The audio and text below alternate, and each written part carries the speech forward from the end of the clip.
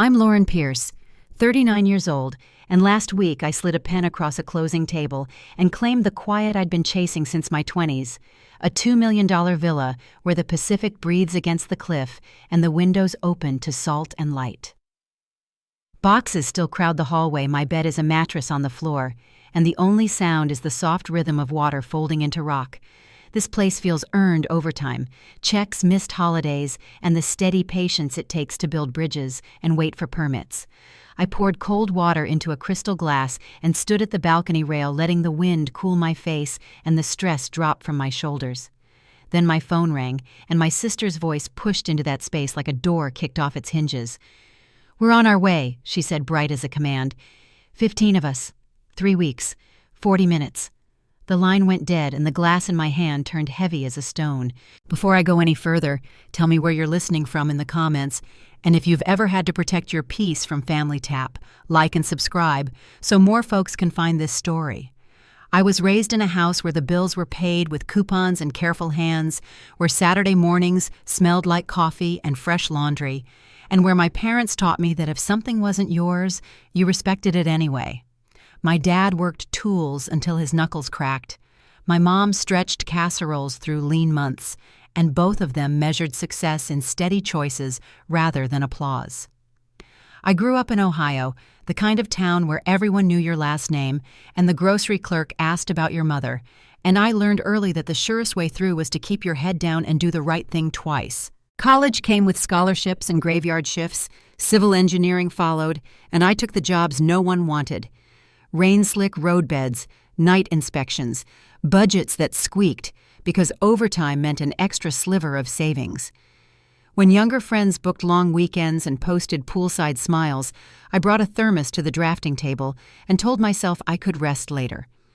Later is now, I thought, when I first turned the key at the villa, and yet the newness felt almost fragile, like a seashell thin enough to crack if you held it wrong.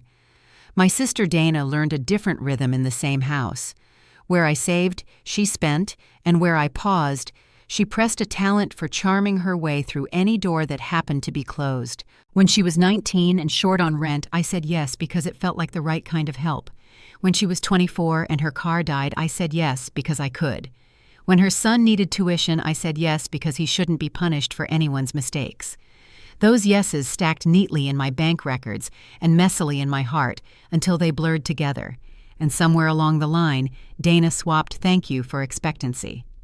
Still, I kept the peace, because peace is what our mother taught, and because keeping families stitched together sometimes looks like the oldest sister holding all the seams. The villa wasn't part of that quiet contract. It was meant to be a place where the tide answered, instead of texts, where I could unpack slowly and hear myself think.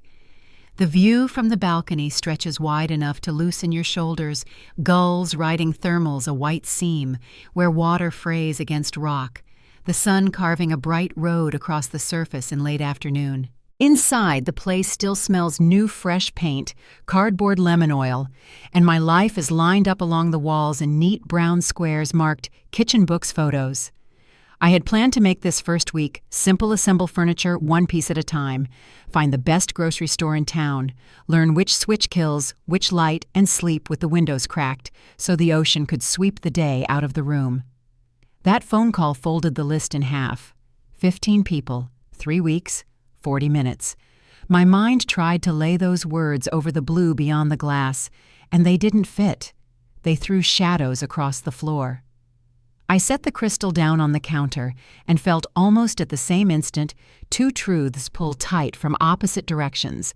The one my parents handed me, generosity matters, family should feel welcome, and the one my work has taught me, structures stand because someone respected the load. What happens to a home when no one respects the load?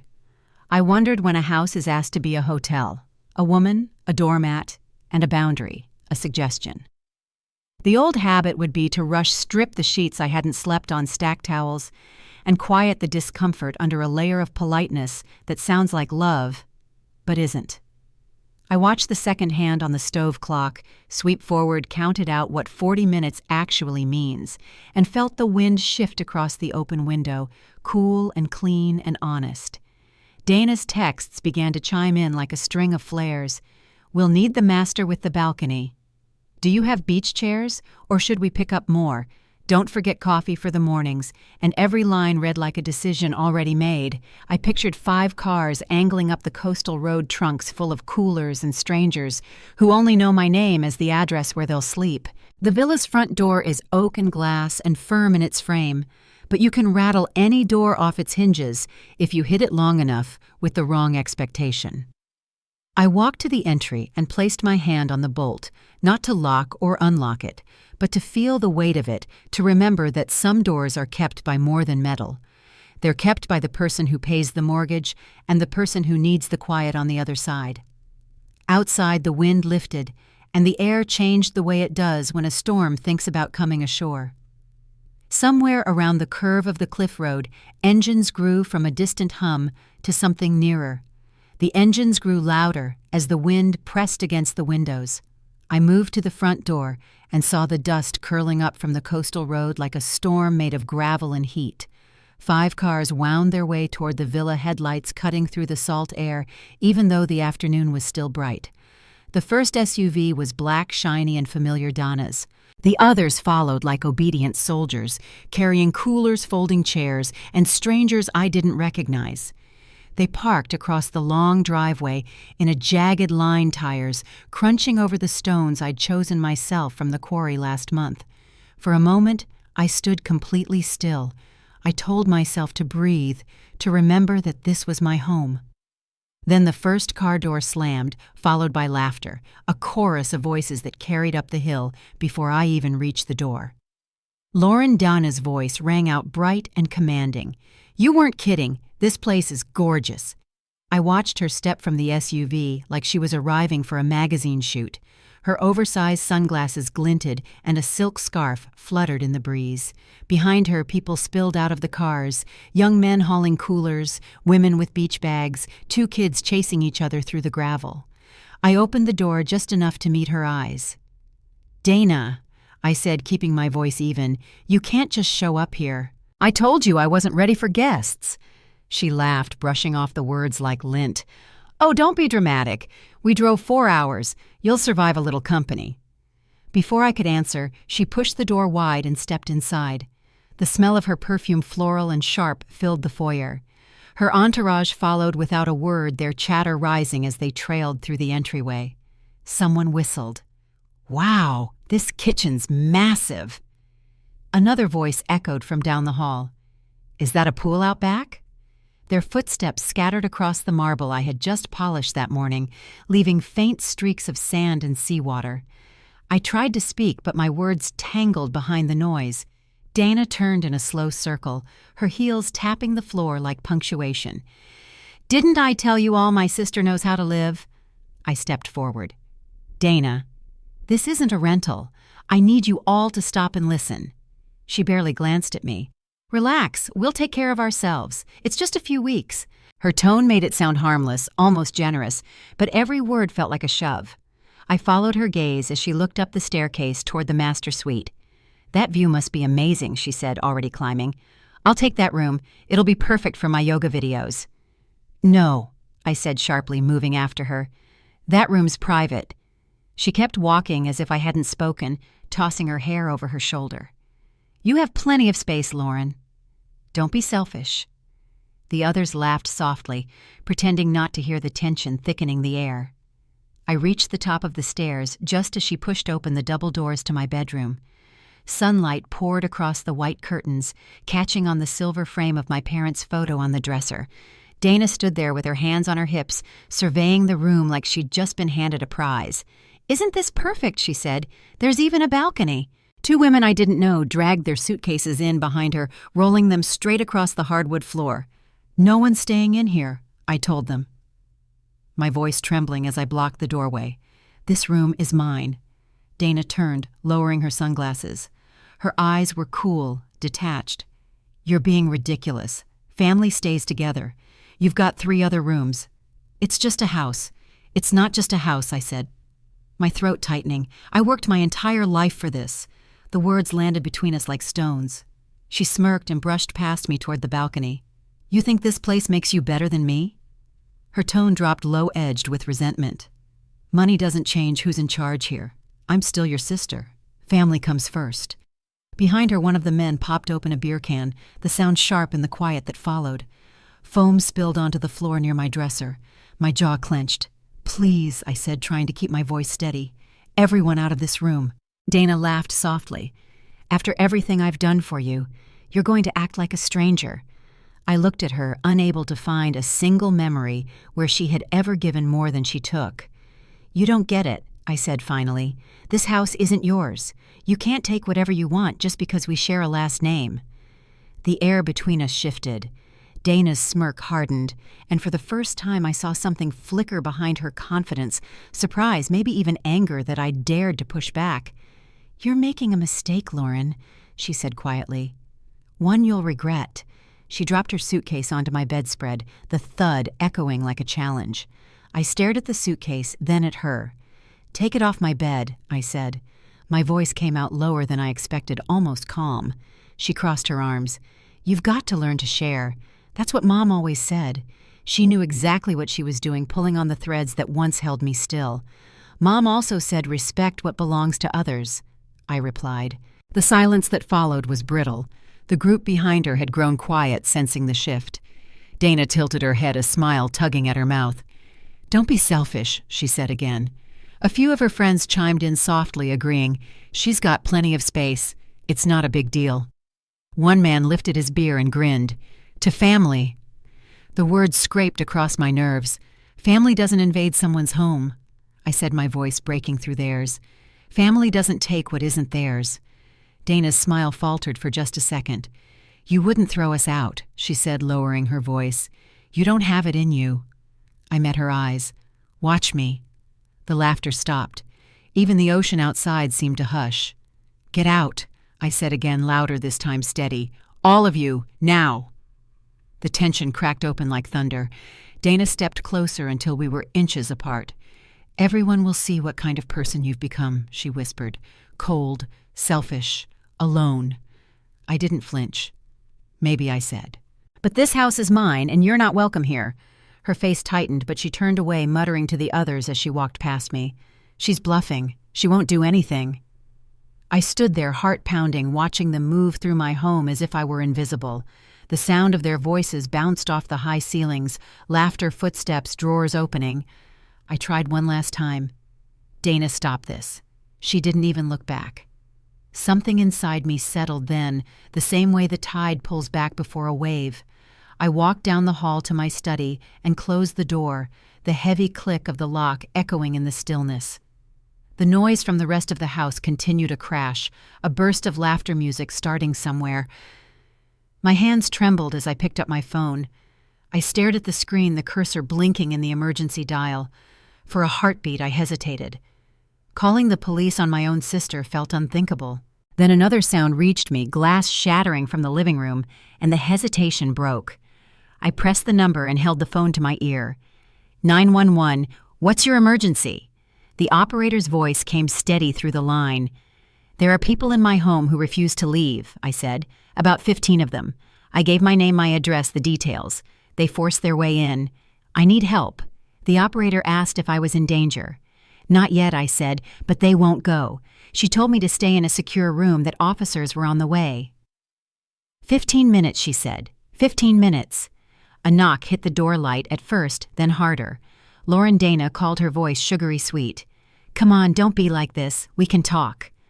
Someone else laughed on the other side. "She's calling the cops. Told you she's a drama queen." My stomach twisted, but I stayed silent. Dana's tone shifted again, sharp and cold. "If you do this, you'll regret it. You'll lose us. You'll be alone in that big empty house." Her words pressed through the door like a draft carrying every old memory of trying to keep her close. I looked at the framed photo of our parents on the desk. Dad's hand on Mom's shoulder, both smiling at the camera. I thought of what they'd taught me: work hard, stand firm, protect what's yours. I tightened my grip on the phone. "Better alone than used," I whispered. Outside, the arguing grew louder. Some of her friends wanted to leave. Others tried to calm her down. Dana's voice rose above them, brittle with denial. "She won't do it. She never does." I watched the clock on my desk tick slow and deliberate, the second hand dragging through silence. Then faint through the open window came the sound of sirens winding up the coastal road. The noise in the house shifted panic rippling through the walls. Chairs scraped, hurried footsteps thudded down the hall. I heard Dana hiss at someone to stay calm. "Don't worry, I'll handle it," she said. "She'll open the door and apologize." But this time she was wrong. I stood, unlocked the door, and stepped out into the hallway. The sirens grew louder, cutting through the wind, and for the first time that day, I felt the power tilt back toward me. The sirens grew louder until they drowned out the sound of the waves. I stepped into the hallway as red and blue lights flashed across the glass panels of the front door. Voices outside rose in confusion. I heard Dana shushing someone, her tone brisk and brittle the way she spoke when she thought control might slip through her hands. When the pounding came at the door, it was firm even, and nothing like the frantic knocking from before. "Police," a voice called. "Open up!" Dana moved fast. I saw her brush her hair back, adjust her blouse, and paste on a smile that had smoothed over 1,000 of her mistakes. "I've got it," she said to the group behind her. Then she opened the door like she'd been expecting guests. "Officers, thank goodness you're here." She began, her voice sugary and light. "My sister's a bit overwhelmed. We were just trying to spend time together and she called the police by mistake." The officers didn't move. The older one, tall gray at the temples, watched her quietly, while the younger woman scanned the room. I stepped forward from the hallway. "That's not true," I said. "I'm Lauren Pierce, the homeowner." They entered without permission and refused to leave when I asked. The man turned to me. "Do you have proof of ownership, ma'am?" I nodded, walking to the study where I'd left the folder. The group fell silent, except for the hum of the air conditioner. I returned and handed the deed to him. "It's in my name," I said. "Purchased last month." He looked it over, then met my eyes with a slow nod. Dana laughed softly behind him. "This is just a misunderstanding," she said, her voice cracking under the strain. "We're family." She's always been intense. The younger officer, Ortiz, crouched to pick up an empty beer can near the stairs. "This doesn't look like visiting family," she said quietly, setting it on the counter. Her gaze drifted across the scattered coolers, the towels on the floor, and the footprints streaking across the marble. "It looks like a house party." The words landed like a door closing. The older officer, Hale, turned to me again. "Do you want these individuals removed from your property?" His voice was professional but steady. I took a slow breath. "Yes, every one of them." The sound that followed was a mix of gasps, protests, and disbelief. Dana's friends muttered under their breath. One woman snapped, "We drove 4 hours for this." A man beside her set his beer down, hard enough to splash. Dana spun toward me, her composure cracking. "Lauren, think about what you're doing," she hissed. "We're your family. You can't just throw us out in front of strangers." "Family doesn't force their way in," I said. "And they don't treat someone's home like a hotel." My voice didn't shake this time. Officer Hale stepped forward. "You have 15 minutes to gather your things and leave. If you're still here after that, it becomes trespassing." The room broke apart into noise, people rushing up the stairs, dragging suitcases, slamming doors. The echo of hurried movement filled the space that had been laughter an hour ago. I stayed where I was, hands at my sides, while Dana stood near the door, motionless. Her smile had collapsed into something smaller, sharper. "You'll regret this," she whispered, as the officers waited by the entryway. "You think you've won, but you haven't." Her voice trembled with anger, but her eyes were glassy. She turned away before I could respond, hauling her suitcase behind her. Her friends followed their faces, a blur of irritation and embarrassment. When the last of them stepped outside, the house fell into silence so sudden it rang in my ears. The faint hum of the refrigerator returned, and through the open door came the sound of the surf again, soft, rhythmic, as if the ocean had been waiting for them to leave. Officer Ortiz lingered near the living room, glancing at the overturned towels and bottles. "You handled that better than most people would," she said. "Family situations like this are never easy." I nodded, not trusting my voice yet. She handed me a card. "If they come back or harass you, call this number directly." Officer Hale closed the door, turning back to me once the group's cars began pulling down the road. "Do you have someone you can call tonight?" he asked. A friend nearby. I'll be all right, I said quietly. Thank you for coming. He gave a small nod and followed his partner outside. Through the window, I watched the police cruiser ease down the coastal road, its lights fading until the only illumination came from the setting sun. I didn't move for a long moment. Then I walked through each room, my steps slow, the air heavy with the scent of beer and perfume. The kitchen counter was littered with half-empty cans, the floor tracked with sand. A cabinet door hung open where someone had rummaged for glasses. I picked up a towel from the floor and folded it, the motion almost mechanical. Upstairs, I found my bedspread rumpled from where Dana had dropped her suitcase. A single shoe, someone else's, sat by the window. I carried it outside and left it on the porch. As I smoothed the bed, the view beyond the glass caught my eye. The sun was low now, melting into the horizon, painting the water in deep orange and rose. For the first time that day, I breathed in deeply. The air tasted clean again. I went downstairs and poured a glass of water, setting it beside the sink before leaning on the counter. My phone buzzed across the marble with new messages. I didn't open them. The glow of the screen showed Dana's name over and over, the same way it had for years, whenever trouble followed her choices. I turned it face down and left it there. The clock above the oven ticked softly. Somewhere in the distance a gull cried, and the sound of waves filled the silence between seconds. The quiet didn't feel lonely. It felt earned, though it carried the faint ache of everything that had come before it. I took the glass of water to the balcony and sat where the wind met the rail. The last light shimmered across the ocean. I could still hear Dana's words. "You'll be alone in that big empty house," but they didn't carry the same weight anymore. The emptiness she'd meant as punishment felt like freedom instead. I stayed there until the sky deepened to indigo and the first stars blinked through. The house behind me was still, and echoing boxes stacked in neat lines, pictures waiting to be hung. Tomorrow I would clean replace what was broken and open the windows wide. Tonight I would let the silence settle. When I finally stood to go inside, the moon had risen high enough to light the water below. The tide was moving in again, slow and certain. I closed the balcony doors and felt the latch click beneath my hand, solid and sure. Somewhere inside, my phone vibrated once more, a faint hum that faded quickly into the quiet. Tomorrow Dana would call again, and there would be messages, apologies shaped like accusations, words meant to twist guilt back into obligation. I knew her patterns too well. But tonight, I wasn't going to answer. The house, my house, had finally fallen silent, and for the first time in years, that silence belonged entirely to me.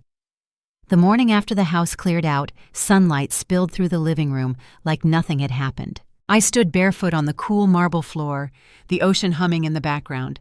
The house smelled faintly of salt and cleaning spray, a mix of calm and exhaustion. My body still felt heavy from the night before, like every muscle had remembered the tension of holding still while chaos unfolded around me. I'd barely slept, but when I opened my eyes to the quiet, I didn't feel regret, just space. By noon, I had scrubbed the last of the footprints from the foyer and folded the blankets that had been tossed across the couch. Each swipe of the cloth seemed to wipe away another layer of the noise Dana had brought with her.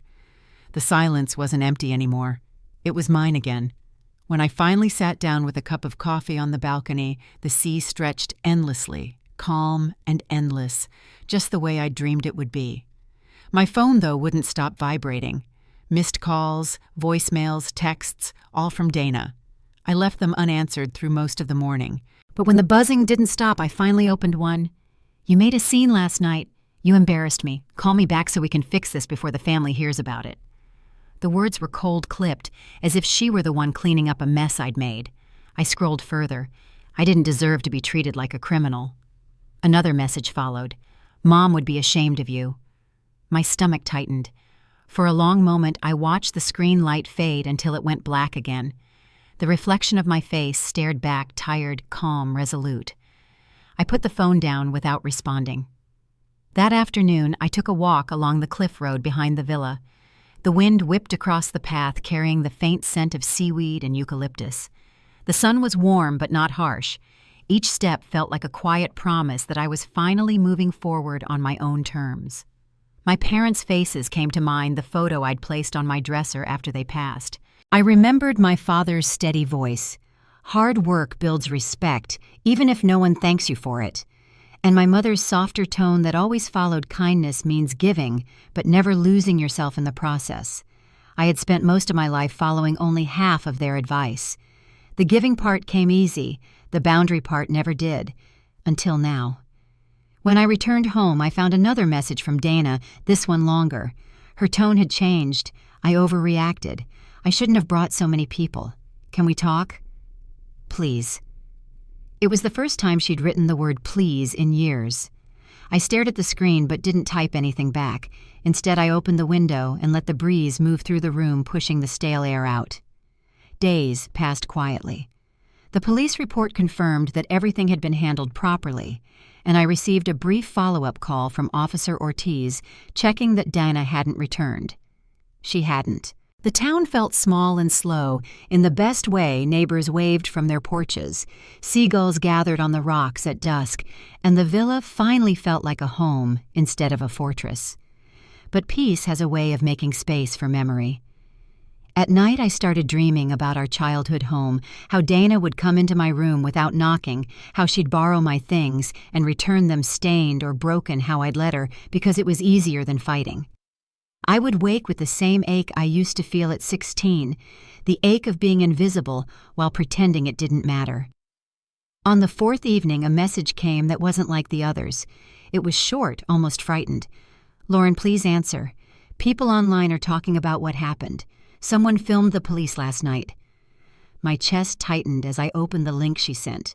The video had already gathered hundreds of comments.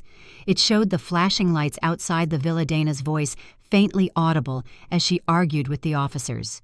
My name wasn't mentioned, but the address was clear enough. Most comments sided with me, but others, people who didn't know the story, called me heartless. I closed the tab and sat there feeling the faint hum of my pulse in my ears. For years, I'd been terrified of people seeing behind the curtain of our family. Now they had, and strangely, it didn't destroy me. I wasn't embarrassed. I was angry that she'd brought the chaos here even online. And I was done cleaning up her messes. The next morning, I drafted a single message. "Dana, I'm not going to argue about what happened. I needed space, and I meant it. Please don't contact me again until you're ready to respect that." I read it twice before sending. No explanations, no guilt, just truth. Then I set my phone face down on the counter again and walked outside. The ocean was steady, the tide rolling in small white curls across the rocks. I breathed in the salt air, feeling the quiet settle deep inside me. I had spent so many years building bridges for other people to cross. This time, I was building one that led back to myself. That afternoon, the sky turned a soft gray, the kind that makes the horizon blur into the water. I stood by the railing watching gulls dive for fish. For the first time, the house didn't feel too big for one person. It felt right-sized enough space to think, to rest, to start over. Later, as the sun slipped low, I made dinner for one.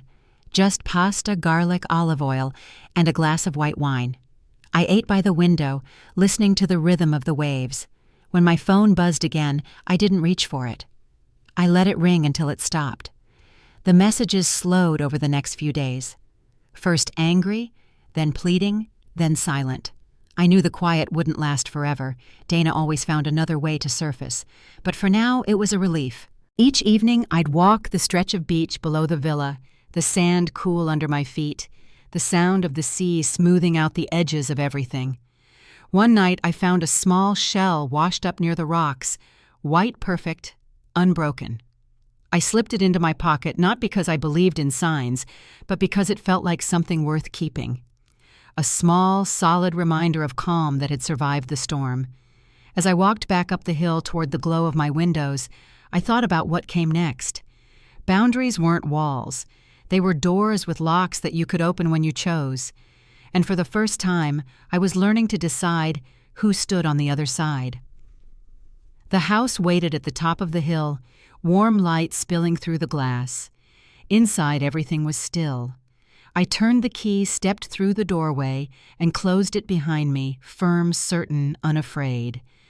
Tomorrow I would face whatever came from Dana's silence or her noise or the world outside that didn't understand. But tonight, I would sleep without looking over my shoulder, the sound of the ocean steady in the dark, carrying me into a peace I'd spent a lifetime earning. The quiet lasted almost a week before the first letter arrived. It came in a thick white envelope with no return address slipped under my front gate one morning while I was watering the potted palms. I didn't recognize the handwriting at first, tight looping deliberate. When I tore it open, Dana's perfume drifted out before the words did. The letter was 3 pages long. She wrote about being humiliated, about how everyone in the family was gossiping, and how I'd turned my back on blood. The lines moved between apology and accusation, circling the same demand. Talk to me. Fix this. I folded the pages and placed them in a drawer without responding.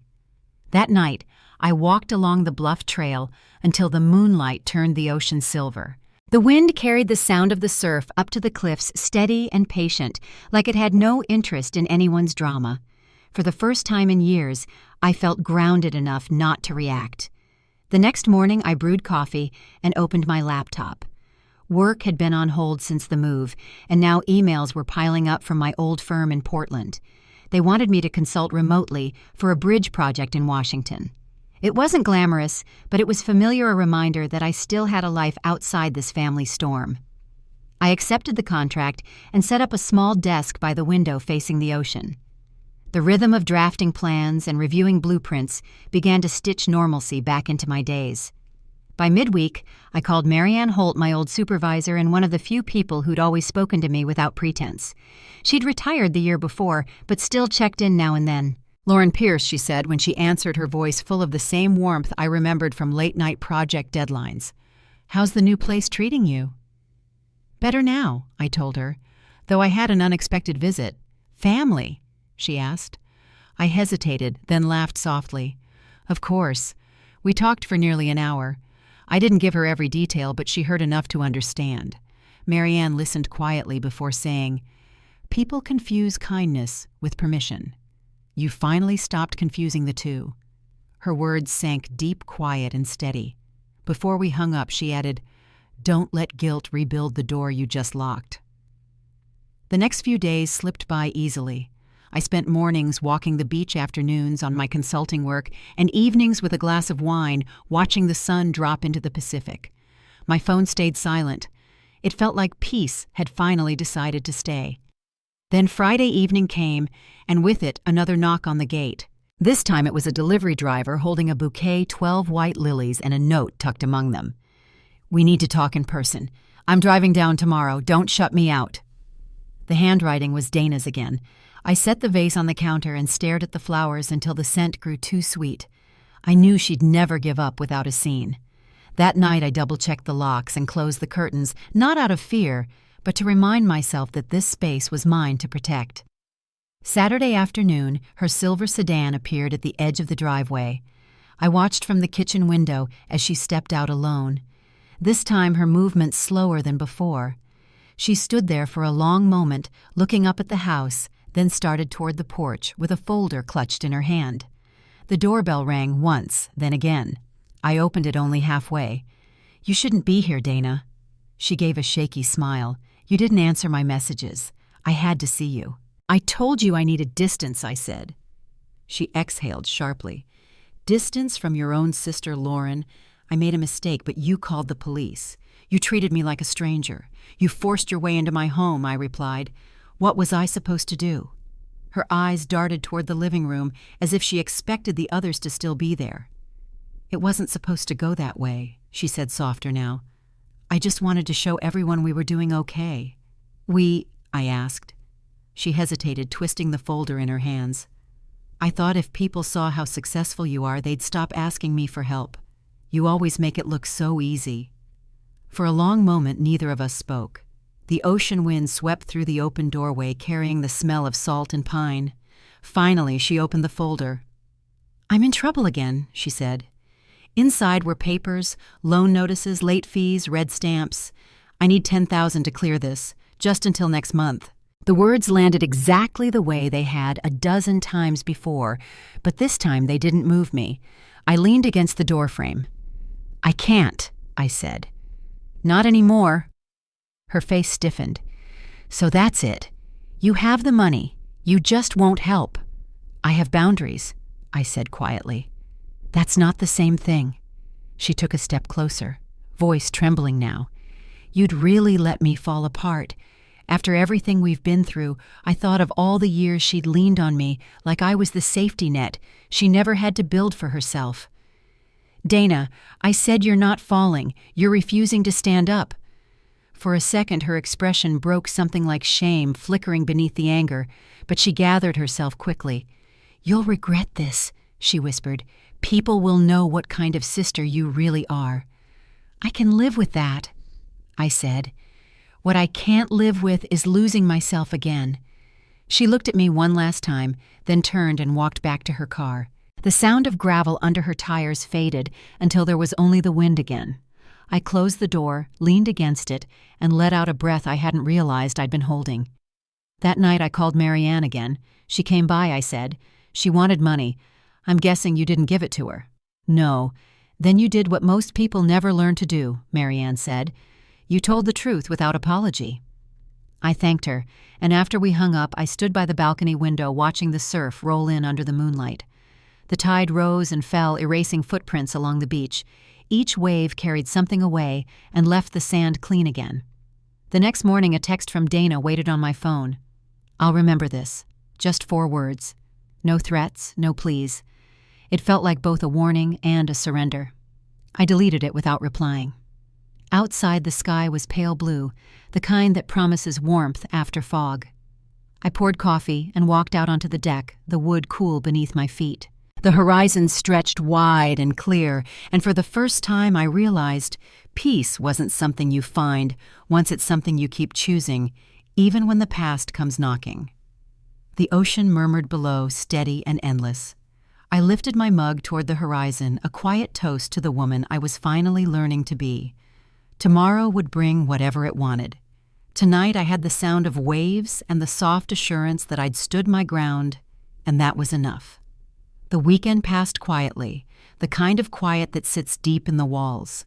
I spent Sunday morning sanding a patch of trim by the stairs and wiping away the last flecks of sawdust from the marble floor. The house had been through its storm, and though every surface gleamed again, I could still feel where the air had once been tense. That space had weight, a kind of echo left behind after shouting. By noon, sunlight poured across the balcony and spilled over the water. I made a sandwich, turned on the radio, and for a while let the sound of some old blues singer fill the space. It had been a long time since music had played here. For once, it didn't sound like background noise, it sounded like belonging. I'd almost convinced myself the worst had passed when an email came through. The subject line was simple: "Public post, please call me." It was from Marianne. I clicked it open and saw a screenshot of a social media post, one that made my chest tighten. Dana had written a long caption beside a photo of my house taken from the road.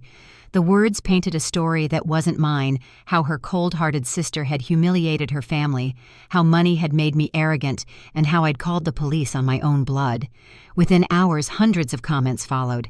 Some offered sympathy, others threw salt. She'd tagged our hometown community page, making sure anyone who ever knew us could see. For a few minutes, I couldn't move. The idea of strangers debating my life made my skin prickle. I set the laptop aside and walked out to the balcony. The wind came sharp off the Pacific, cool enough to sting. I let it wash over me until the noise in my head softened into a steady rhythm. When I came back inside, I called Marianne. She answered on the first ring. "You saw it?" she asked. "Yes," I said quietly. "I saw." "Do not respond online," she said. "People like that want a spectacle. Let her drown in her own echo." "I wasn't planning to," I said. "But I can't let it sit there forever." "Then handle it the smart way," Marianne replied. "Document everything. Keep your proof. When you move from emotion to evidence, you win." Her words grounded me. After we hung up, I spent the next hour taking screenshots, her posts, the photos, the comments, the timestamps. Then I printed them one by one, sliding each page into a folder marked Personal Boundary Incident. By the time I was done, my pulse had steadied. Later that afternoon, I sat on the couch and opened the drawer where Dana's letter still rested. The scent of her perfume had faded, but the ink looked fresh, like she'd written it yesterday. The last line caught my eye again. "You'll see that family is forever whether you like it or not." I folded it carefully and set it back this time, locking the drawer. That night, I cooked dinner and poured a glass of wine, the sea dark and restless outside. The phone buzzed on the counter this time, not a message, but a call. The name glowed on the screen. Private number. Against my better judgment, I answered. "Lauren." Her voice was low-tired. "What do you need, Dana?" "I didn't mean for it to get that big," she said. People twisted my words. "You posted my house," I said. "You knew exactly what would happen." "I just wanted people to understand," she said softly. I was hurt. "So you hurt me back." Silence stretched between us, broken only by the faint sound of waves through the glass. "I'm sorry," she whispered, almost too quiet to catch. "I didn't know what else to do." I closed my eyes for a moment. "You could have done nothing. That would have been a start." She let out a shaky breath. "I'll take it down," she said. "But you have to talk to me. We can fix this. Taking it down doesn't fix what you already did," I said. "And this isn't something I can talk away." Her tone hardened. "So that's it. You'll just pretend you don't have a sister. I'm not pretending I said. I'm protecting myself." She didn't answer right away. Then came a sound like a soft laugh, but there was no humor in it. "You always think you're better," she said, "but you're just scared someone will see what you really are." I didn't respond. The line went silent for several seconds, then disconnected. Afterward, I stood by the window looking out at the dark stretch of ocean. Somewhere beyond the horizon, ships moved silently under the stars. The moonlight cut a pale path across the water, the kind of stillness that only exists after storms. The next morning, I went into town for the first time since the chaos. The grocery store was small quiet, the kind where everyone knew everyone else. A few people looked at me longer than usual, but no one said anything. By the time I reached the register, the cashier, a young man named Colin, who always bagged neatly, gave me a kind smile. "You doing all right, Ms. Pierce?" "I am," I said, surprised at how steady it sounded. "Thank you." He nodded and went back to scanning. Maybe the whole world wasn't watching after all. Maybe the noise was only as big as I let it be. Back home, I found an email waiting from Officer Ortiz. She had seen the online post, too. "If it escalates," she wrote, "keep us informed. Harassment laws can apply to digital behavior as well." Reading her message, I felt something settle, an invisible weight lifting just enough for me to breathe easier. That evening, I returned to my balcony with a notebook and a pen. I started jotting ideas, things I hadn't thought about in years. Maybe I could turn this into something useful, volunteer with local women's organizations, teach budgeting, or host workshops about financial independence, helping others set boundaries where I once couldn't felt right. When the sun dipped low, I gathered the pages into a stack. It wasn't a plan yet, but it was something that looked forward instead of back. Just before midnight, my phone buzzed one last time. A new notification. Post removed. Dana had kept her word. The feed was blank, now replaced by a generic message about deleted content.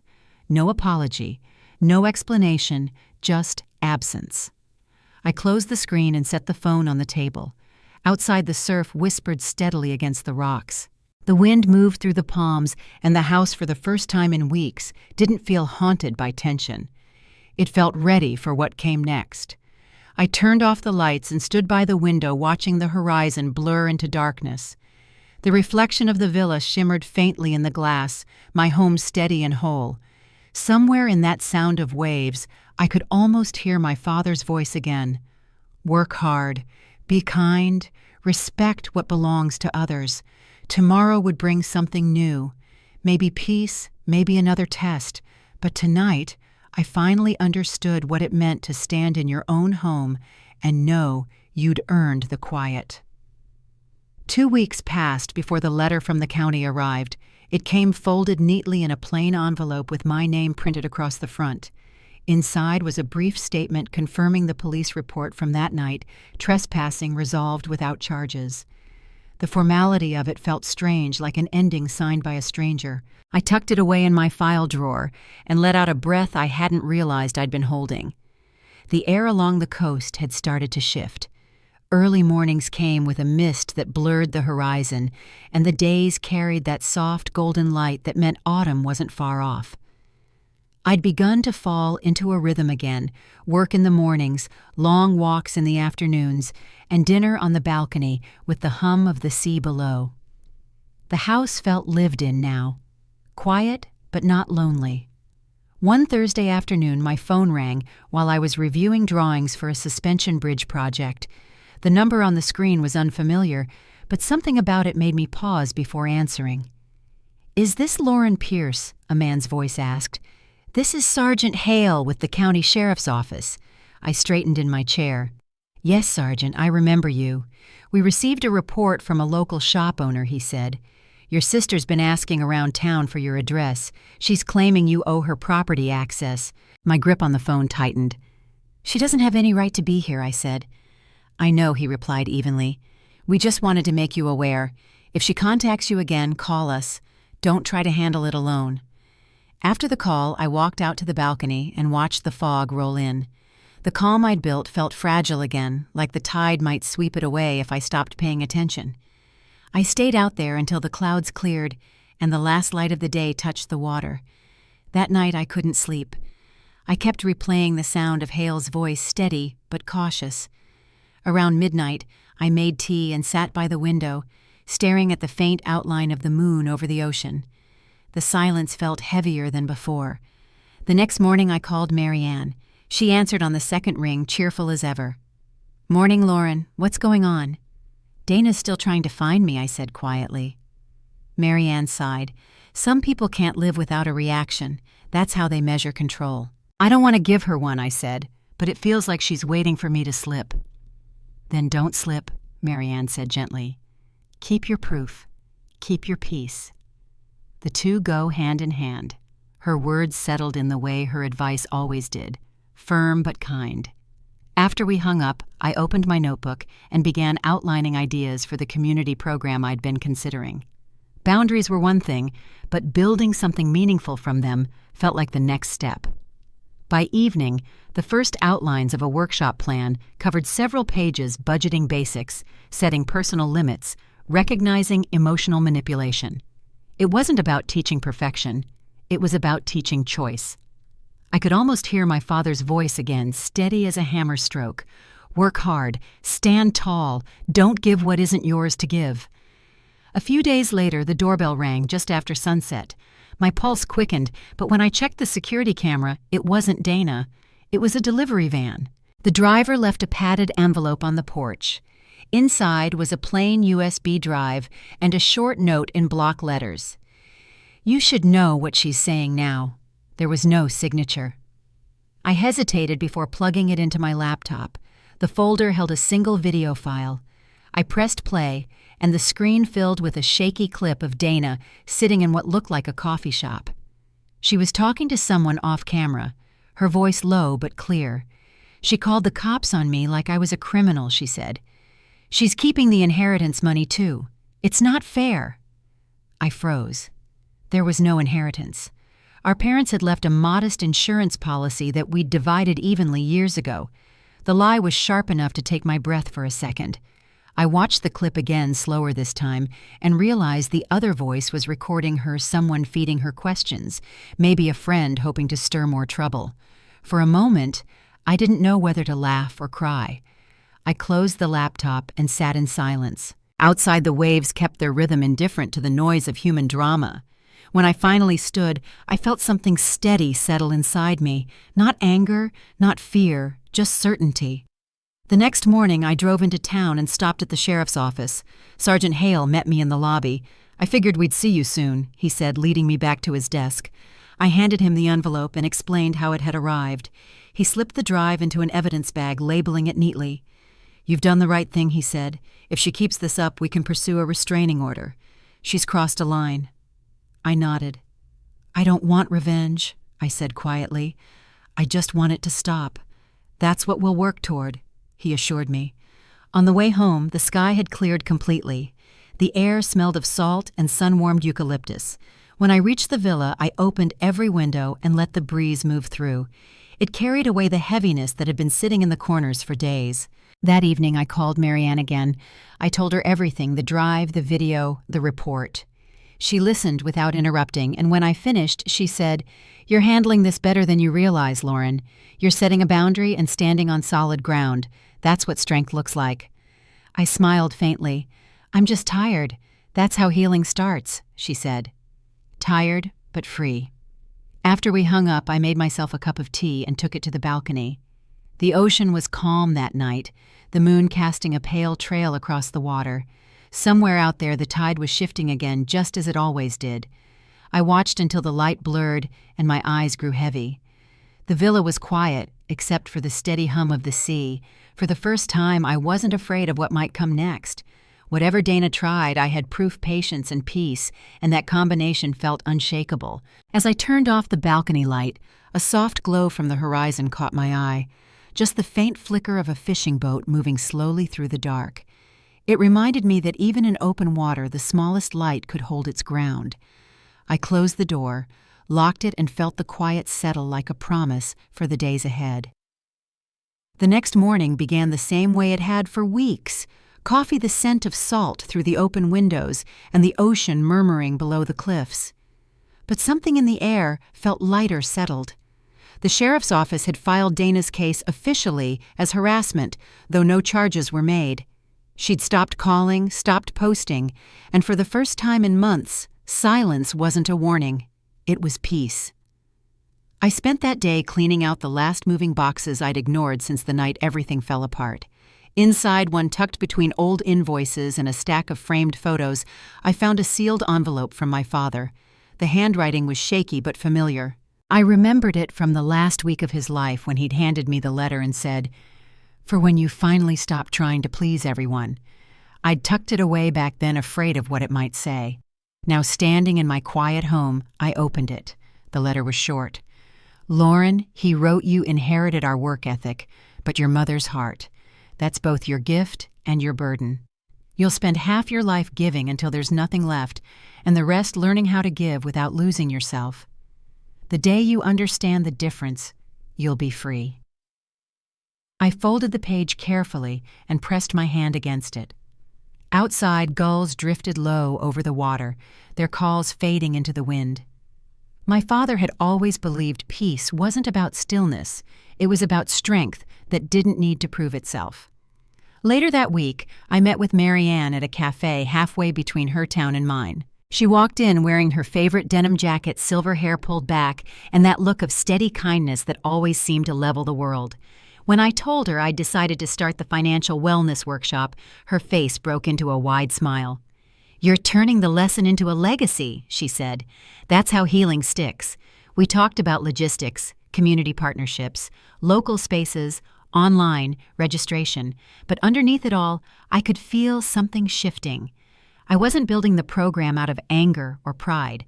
I was building it from clarity, from understanding what it meant to draw a line and still lead with compassion. By mid-October, the first workshop took place in the small conference room of the Coastal Library. 15 women showed up, some widowed, some divorced, a few just starting over after years of giving too much. When I looked around the room, I saw pieces of myself in each of them. The woman who said yes until she had nothing left. The one who feared that no meant losing love. We talked for 2 hours about budgeting boundaries and the quiet courage it takes to protect what you've built. When it ended, a woman named Clara stayed behind. She was in her late 50s, soft-spoken, with hands that trembled slightly as she packed her notes. "I've never told anyone no," she said, "until this week. And I slept through the night for the first time in years." I smiled and squeezed her shoulder. "That's where it starts," I told her, and I meant it. Driving home, the sunset poured gold over the water. The road curved along the cliffs, and for the first time I felt no pull toward the past, no tension waiting to snap. The house came into view, its white walls glowing against the fading light. I parked, carried my bag inside, and stood in the doorway listening to the sound of waves rolling against the rocks. The villa had once been a dream I was afraid to live in. Now it was simply home. That night I poured a glass of wine and sat on the balcony. The horizon stretched wide and calm stars beginning to blink through the haze. Somewhere out there the tide shifted again, just as it always did, moving quietly, reshaping the shore without asking permission. I thought of Dana, of my parents, of every version of myself that had tried to keep peace by shrinking smaller. I no longer felt anger. Only distance, clean, necessary distance. I kept my father's letter on the table beside me, its edges worn from where I'd traced the lines. The words had become my compass. Give without losing yourself. I raised my glass toward the horizon, the sea glinting under moonlight, and whispered, "I get it now, Dad." The house was silent except for the hum of the waves. It wasn't the kind of silence that follows loss. It was the kind that follows understanding. Everything that had felt broken now made sense in its own way. I didn't win by fighting my sister or by shutting her out. I won by refusing to live small anymore. I sat there until the night grew cool, the wind brushing against my skin like a quiet reminder that peace was something you chose moment by moment. When I finally stood to go inside, the tide below was pulling back again, steady and sure. If you've ever had to reclaim your own peace, if you've ever drawn a line no one else understood, then you know what it costs and what it gives back. Tell me how you found your strength and share this story with someone who might need to find theirs. Because sometimes the real justice isn't in what you take back, it's in what you finally refuse to give away.